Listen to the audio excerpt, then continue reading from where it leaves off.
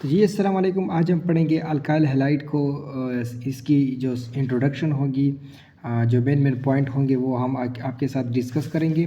तो सबसे पहले हम पढ़ते हैं अल्काइल हैलाइड। ये भी अल्काइल हैलाइड क्या है? ये भी एक हाइड्रोकार्बन है, ठीक है। ये हाइड्रोकार्बन डिराइवेटिव्स हैं, ठीक है। मतलब आपके पास किस तरह, लेट सपोज ये आपके हाइड्रोकार्बन क्या था, कार्बन हाइड्रोजन से बना हुआ था। अब यहाँ पर एक X भी आएगा, हेलोजन भी आएगा, तो मतलब ये डिराइवेटिव्स है ऑफ हाइड्रोकार्बन। तो ओवरऑल ये एक ऑर्गेनिक कंपाउंड है जिसमें कार्बन हाइड्रोजन के साथ हेलोजन पाया जाता है। अल्काइल शो करता है किस ग्रुप को, मिथाइल को शो करता है वैसे, और हैलाइड हेलोजन को शो करता है, ठीक है। यानी अल्काइल तकरीबन अल्केन को शो करता है। जब अल्केन में वन हाइड्रोजन रिमूव करते हैं तो यहाँ पर अल्काइल बनता है और हैलाइड हेलोजन है, ठीक है। और अल्केन से जब हम एक हाइड्रोजन रिमूव करते हैं तो क्यों रिमूव करते हैं? ताकि इन दोनों के दरमियान बॉन्ड बन जाए। तो बॉन्ड के लिए एक वैलेंसी चाहिए, तो वो valency in the form of हम हाइड्रोजन को रिमूव करके वो वैलेंसी गेन कर लेते हैं। तो इंट्रोडक्शन आप इंशाल्लाह जब आप इस टॉपिक के एंड पर पहुंच जाओगे तो अल्काइल हैलाइड आपको बेहतर आएगा। इंट्रोडक्शन में हम पढ़ते हैं इंट्रोडक्शन सबसे पहले इसका क्या है, mono halo alkanes and its derivatives are called alkyl halide. मतलब मोनो का मतलब होता है वन हेलोजन, ठीक है, वन हेलोजन और अल्केन। अगर मैं यहाँ पर अल्केन लिखता हूँ, अल्केन प्लस इसको अगर मैं प्लस एक हेलोजन के लिए ऐड करता हूँ तो ये आपके पास क्या है, अल्काइल हैलाइड है। और अल्केन में जब ये ऐड करता हूँ तो ये से बनता है अल्काइल और ये बॉन्डेड फॉर्म में आ जाता है। तो ये क्या है, आपके पास क्या है, अल्काइल हैलाइड। और इसके जो डेरिवेटिव्स होते हैं, तो अब जब मैं आपको नोमेनक्लेचर पढ़ाऊंगा तो आपको समझ में आ जाएगा कि किस तरह इनके डेरिवेटिव्स होते हैं। अब देखो ना, ये अल्काइल है, जैसे कि अगर मैं लिख दूँ कि मिथाइल क्लोराइड, तो मिथाइल क्लोराइड ये आपके पास अल्काइल हैलाइड है। अब इसे और भी बनेंगे, अगर मैं यहाँ पर लिख दूँ कि CH2CH3Cl, तो ये इथाइल क्लोराइड बन गया, ठीक है। इस तरह से आपने ये सीखना है। तो mono halo alkanes and its derivatives are called alkyl halide. Alkyl halide जो वन हेलोजन और उसके साथ अल्केन और उससे बनने वाले डेरिवेटिव्स को हम अल्काइल हैलाइड कहते हैं। जनरल फार्मूला इसका क्या है, R bonded X। R show करता है अल्काइल ग्रुप को, ठीक है, ये शो करता है, ये देखो मैंने लिखा है अल्काइल ग्रुप को शो करता है। और X हेलोजिनेशन मतलब हेलोजन को शो करता है। इसका फार्मूला क्या है, CnH2n+1X। अब जैसे कि हमने अल्केन में पढ़ा था कि CnH2n+2 था, अब ये +1 बन गया। क्यों +1 बन गया? क्योंकि यहाँ पर एक हाइड्रोजन रिमूव हुआ। किस लिए इस्तेमाल हुआ, X को लगाने के लिए इस्तेमाल हुआ। अच्छा, इसमें कार्बन हाइड्रोजन एंड हेलोजन्स पाए जाते हैं। तो मतलब ये हाइड्रोकार्बन की डेरिवेटिव्स है, ठीक है। हाइड्रोकार्बन में तो पे और कार्बन हाइड्रोजन होता है, लेकिन यहाँ पर हेलोजन आ गया तो ये हाइड्रोकार्बन की डेरिवेटिव्स है, ठीक है। अच्छा, उसके बाद है यानी कि डेरिवेटिव्स ऑफ अल्केन का मतलब hydrocarbon. They can be primary alkyl halide, secondary alkyl halide, tertiary alkyl halide. अब ये primary alkyl halide, secondary, tertiary को समझने से पहले हम primary carbon, secondary carbon, tertiary carbon समझते हैं। प्राइमरी कार्बन वो होता है जो एक कार्बन के साथ अटैच हो, ऐसे कार्बन को हम कहते हैं प्राइमरी कार्बन। अब ये एक कार्बन है, ये एक कार्बन के साथ अटैच है, तो ये कार्बन प्राइमरी कार्बन है और ये पूरा जो कंपाउंड है ये प्राइमरी अल्काइल हैलाइड है।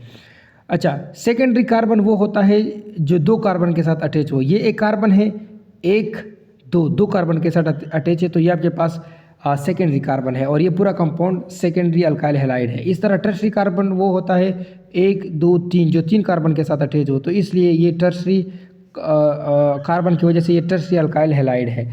अच्छा, उसके बाद है विसिनल डाई हैलाइड और जेमिनल डाई हैलाइड। ये क्या होते हैं, जब दो बॉन्डेड कार्बन पर एक हेलोजन आ जाए तो उसे हम कहते हैं विसिनल, और फिर यानी कि डाइक्लोरोअल्केन, ठीक है।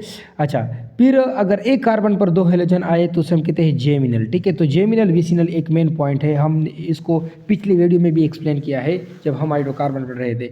उसके बाद है nomenclature of alkyl halide. Nomenclature पढ़ते हैं। नोमेनक्लेचर में सबसे पहले हम कॉमन सिस्टम पढ़ते हैं, ठीक है, कि कॉमन सिस्टम किस तरह नाम देता है। तो ये सिंपल नेम है, कॉमन सिस्टम ये सिंपल नाम देता है। अब ये क्या कहता है कि आर एक्स, आर को आप अल्काइल मान लो और एक्स को हेलाइड मान लो, ठीक है। फर्स्ट को अल्काइल कहो, दूसरे को हेलाइड कहो। तो इस तरह अल्काइल से मिथाइल, इथाइल, प्रोपाइल, इस तरह, और फिर हेलाइड से क्लोराइड, ब्रोमाइड, आयोडाइड, ये बनेंगे। अब CH3Cl, अब देखो ना, CH3 को मिथाइल कहो, क्लोरीन को क्लोराइड कहो, फिर CH3CH2 ये इथाइल है, फिर ब्रोमाइड है, फिर ये स्ट्रेट चेन है तो N लिख दो, यानी N लिखना पड़ेगा। और यहाँ पर प्रोपाइल है, 1 2 3 प्रोपाइल, और आयोडाइड है, आयोडीन अटैच है। फिर ये सेकेंडरी कार्बन है, ये क्योंकि ये कार्बन 2 कार्बन के साथ अटैच, तो ये सेकेंडरी कार्बन है और इसके ऊपर एक आयोडीन हेलोजन है, तो ये आपके पास अल्काइल हेलाइड है। और ये कौन सा है, आइसोप्रोपाइल आयोडाइड, ठीक है। ये आइसो या सेकेंडरी भी लिख सकते हो, सेकेंडरी, ठीक है। ये secondary butyl, sorry propyl iodide है। ये कार्बन क्या है, 1 2 3 से टर्शरी कार्बन है, तो यहाँ पर न्यू लिख सकते हो, और ब्यूटाइल क्लोराइड या टर्शरी ब्यूटाइल क्लोराइड भी लिख सकते हो। तो ये मैंने थोड़ा जल्दी कर लिया क्योंकि ये नेमिंग है, नेमिंग आप खुद भी पढ़ सकते हो, आसान है, ठीक है। तो सबसे जब फिर से अगर मेरी वाइज करूँ तो कॉमन सिस्टम में आपने एक बात सीख लेनी है कि आपने अल्काइल हेलाइड को क्या करना है, एज ए डेरिवेटिव नेम लेना है। मतलब मिथाइल, फिर क्लोराइड, यानी कि अल्काइल से methyl, ethyl, propyl, butyl, halide से क्लोराइड, ब्रोमाइड, ये जो भी आप नाम है देना चाहो, और यानी कि अकॉर्डिंग टू दिस कंसेप्ट। फिर उसके बाद अगर हेलोजन जहाँ पर अटैच है वहाँ पर सेकेंडरी लिख दो। अगर सेकेंड लास्ट कार्बन पर अटैच है, यानी कि अगर ऐसा कार्बन जो 2 कार्बन के साथ अटैच है, तो आपके पास ये क्या हो जाएगा, सेकेंडरी, और ये फिर न्यू या टर्शरी, ठीक है। अच्छा, उसके बाद आते हैं आयोपेक सिस्टम पर। आयोपेक सिस्टम क्या कहता है कि आपने सबसे पहले लंबी चेन सेलेक्ट करनी है कार्बन की जिसमें फंक्शनल ग्रुप हो, ठीक है। ऐसा ना हो कि फंक्शनल ग्रुप ना हो, क्योंकि फंक्शनल ग्रुप की वजह से ये अल्काइल हेलाइड बन चुका है। नंबरिंग वहाँ से दे जहाँ पर हेलोजन करीब हो। Locator number they for carbon के लिए जो हेलोजन के लिए अटैच हो। अगर ज़्यादा सब्स्टिट्यूएंट हो तो आपने अल्फ़ाबेटिकली सोचना होगा, ठीक है। अब ये तो आसान है, ये CH3Cl क्लोरोमीथेन, सबसे पहले सब्स्टिट्यूएंट का नाम लो, फिर मीथेन, ठीक है। सबसे पहले सब्स्टिट्यूएंट का नाम, फिर मीथेन। फिर ये क्या है, ब्रोमोइथेन, 2 कार्बन है, ब्रोमोइथेन। अब यहाँ पर 3 कार्बन आ गए तो आपने यहाँ पर नंबरिंग करनी है। तो 1 2 3 हमने कहा कि वहाँ सबसे पहले ये आपने चेन सेलेक्ट कर ली, ठीक है, और वहाँ से नंबरिंग दो जहाँ पर हेलोजन करीब हो। तो यहाँ हेलोजन करीब है तो 1 2 3, तो ये हो जाएगा 1 पर आयोडो है, इस कार्बन 1 पर आयोडो है और प्रोपेन है। फिर आपके पास नंबरिंग, अगर यहाँ ये देखो यहाँ पर हेलोजन अटैच है, तो यहाँ से नंबरिंग दो या वहाँ से नंबरिंग, तो एक ही बात है। तो यहाँ से मैं नंबरिंग देता हूँ 1 2 3। अगर 1 2 3 तो फिर भी ये 2 2 सेम पोजीशन पर आता है, तो 2 पर आयोडो है और फिर प्रोपेन है। फिर आप देख सकते हो कि आपने एक लंबी सी चेन सेलेक्ट करनी, फिर जहाँ पर हेलोजन करीब हो वहाँ से नंबरिंग दे। तो क्लोरीन यहाँ से करीब है तो 1 2 3 4, और ये 2 पर क्लोरो है और ब्यूटेन है। फिर ये आपके पास एक अलग कंपाउंड है, आप देख सकते हो इस कार्बन पर क्लोरीन है, तो यहाँ से नंबरिंग दो तो आपके पास हो जाएगा, सॉरी यहाँ पर ये आपने जब इस चेन को सेलेक्ट कर लिया तो यहाँ पर क्लोरीन है, यहाँ पर ब्रोमीन है, तो सबसे पहले वहाँ से नंबरिंग दो जहाँ पर हेलोजन करीब होता है। तो यहाँ पर हेलोजन करीब है तो 1 2 3 4 5 कार्बन है, ठीक है। फिर 3 कार्बन पर भी एक ब्रोमीन अटैच है, तो आपने अल्फ़ाबेटिकली सोचना होगा। ब्रोमीन बी पहले आता है C से, तो 3 पर ब्रोमो है, 2 पर क्लोरो है और पेंटेन है, ठीक है।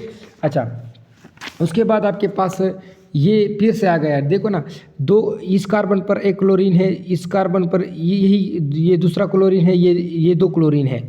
अब यहाँ पर आपने नंबरिंग वहाँ से करनी है जहाँ पर हेलोजन करीब हो। तो यहाँ हेलोजन करीब है तो 1 2 3 4 और आपके 5 और आपके पास 2 2 3 3 टेट्रा क्लोरोपेंटेन है, ठीक है। इस तरह आपके पास ये हेलोजन यहाँ करीब है तो यहाँ से नंबरिंग दे, तो यहाँ पर मिथाइल अटैच है तो आपने 2 क्लोरो 4 मिथाइल हेक्सेन करना है। अच्छा, अब यहाँ पर देख सकते हैं क्लोरीन कहाँ अटैच है, यहाँ पर हेलोजन कहाँ करीब है, ये, तो यहाँ से आपने नंबरिंग करनी है। अब यहाँ पर 3 क्लोरो C पहले आता है, फिर इथाइल आता है, E आता है, तो 4 इथाइल 5 मिथाइल ऑक्टेन है, और ये इस तरह से ये भी। अच्छा, उसके बाद physical properties of alkyl halide. Physical properties में आपके पास जो लोअर अल्काइल हैलाइड होते हैं, निचले वाले, यानी कि मिथाइल क्लोराइड, यानी कि मिथाइल हैलाइड और इथाइल हैलाइड, ये नॉर्मल कंडीशन पर ये गैस होते हैं। क्या होते हैं, गैस। और higher alkyl halide up to up to carbon 18 तक ये कलरलेस लिक्विड होते हैं, और इससे आगे कार्बन से आगे ये फिर कलरलेस सॉलिड होते हैं। फिर उसकी सोलेबिलिटी की अगर हम बात करें तो ये एक नॉन पोलर ऑर्गेनिक है, तो इस वजह से ये वाटर में या पोलर चीज़ में ये सोलेबल नहीं है, इस वजह से ये नॉन पोलर ऑर्गेनिक सॉल्वेंट में ये डिसॉल्व होता है। ठीक है, अच्छा उसके बाद ये burn with a green edge flame, ये जब बर्न होता है तो ग्रीन जैसी शुआएं पैदा करता है। क्यों? क्योंकि यहाँ पर इलेक्ट्रॉन की एक्साइटेशन और डी एक्साइटेशन होती है, जिसकी वजह से ये रेडिएशन एमिट करता है एक स्पेसिफिक वेवलेंथ की। ठीक है, उसके बाद बॉइलिंग पॉइंट वैल्यू, जो ही हम अल्काइल आपके पास जो फ्लोरीन है क्लोरीन है यहाँ से जाते हैं तो बॉइलिंग पॉइंट इंक्रीज़ होता है। तो मतलब आर आई का बॉइलिंग पॉइंट ज़्यादा है आर बी आर से, और इसका ज़्यादा है इससे। ठीक है, तो डिक्रीजिंग ऑर्डर भी है। ठीक है, तो उसके बाद है कि आपके पास जो अल्काइल क्या है अल्काइल आयोडाइड है, ये violet on standing because decomposing of light. ठीक है, इसको हम आगे भी पढ़ेंगे। वसलाम।